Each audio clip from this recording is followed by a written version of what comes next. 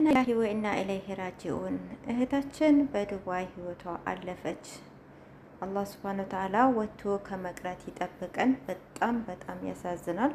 አላህ ሱብሃነሁ ወተዓላ እንግዲህ ለቤተሰቦቿ ሰብር ይስጣቸው ማለት ነው። በጣም ከባድ ነው።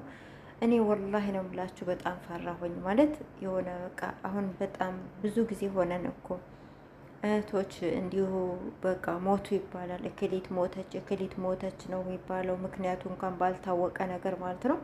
እንግዲህ እዚህ እህታችን ደግሞ ልቤን አማመኝ ብላ ሞተች ነበረ የሚሉት ግማሾቹ ተገላ ነው ይላሉ፣ ግማሾቹ ደግሞ ራሷን አጥፍታ ነው ይላሉ። ያው እንግዲህ አንድ ነገር ከመጣ በኋላ ሰዎች የራሳቸውን አስተያየት ነው የሚናገሩት። ያ ነገር እስኪጣራና እውነቱ እስኪታወቅ ድረስ ማለት ነው።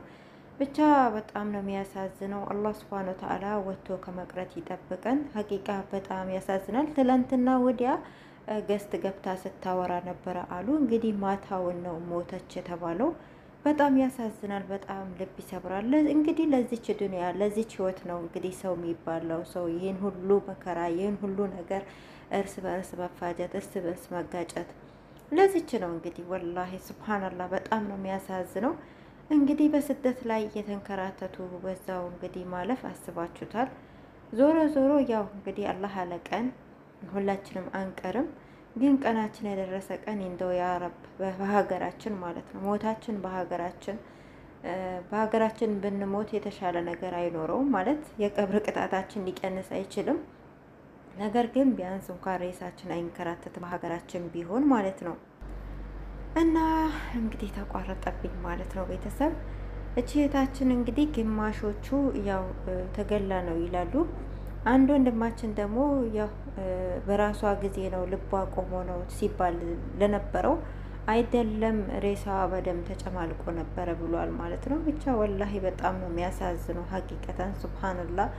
በሰው ሀገር እያላችሁ እንግዲህ በሰው ሀገር ብቻ ከባድ ነው። ቤተሰብ እንግዲህ ነገ ከዛሬ ልጄ ትመጣልኛለች ብሎ ይጠብቃል። ቤተሰብ ነው። በነገራችን ላይ ህይወት ይቀጥላል። ማንም ሰው ለተወሰነ ጊዜ አልቅሶ ይረሳችኋል። ምናልባት እናትና አባት ማለት ነው። እናት እንግዲህ እናት ላትረሳ ትችላለች።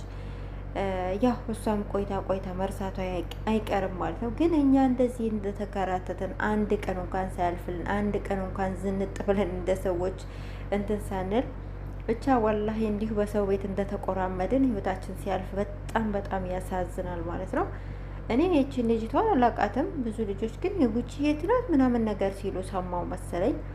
ብቻ የማን ትሆን የማን ያው ማንም ምንም ለውጥ የለውም። እንግዲህ እሷ እንደሆነ አርፋለች ማለት ነው። በጣም ነው የሚያሳዝነው። ለቤተሰቦቿ እንግዲህ አላህ ሶብር ይስጣቸው። ብቻ ያሳዝናል። ዱንያ ይቺ ናት ወላሂ። በቃ ምንም ሳናቃት እኛ እንተጋለን እንለፋለን፣ የብዙ አመት እቅድ እንይዛለን። በቃ ማታውን ምናልባት ጸጥ ብለን እናድር እንችላለን። ልክ እንደዚች እህት ማለት ነው። እች እህት እንግዲህ ማታ ነው ቀን ስታወራ ውላ ማታውን ነው ሞተች የተባለው ጠዋቱ ማለት ነው።